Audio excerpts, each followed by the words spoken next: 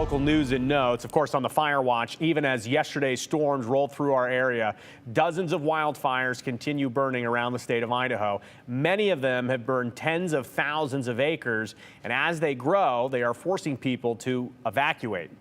Other fires are burning in very remote areas, but are hurting our air quality. So there's a lot of eyes across the state, including on the lava fire burning southwest of Cascade.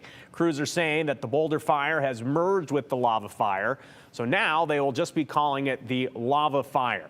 Just today, crews say that another fire team is out there helping out managing this blaze.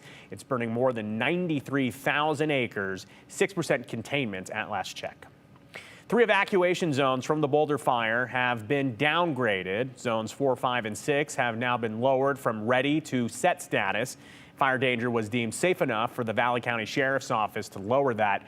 And residents were sent a coded saying that they were okay, code red, I should say, that they were okay to return home and that roadblocks were lifted. Meanwhile, the Frog Fire that is burning east of Stanley that grew to about 2,500 acres, no containment there.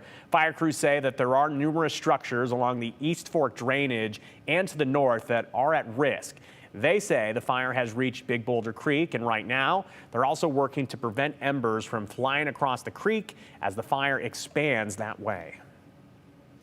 Roads between Lowman and Stanley are heavily damaged because of the Wapiti fire. The Idaho Department of Transportation says that they have finished assessing the damage and repair efforts are already underway. ITD says about 49 road signs and several miles of guardrails will need to be replaced. The Wapiti fire has burned more than 125,000 acres. It is at 12% containment.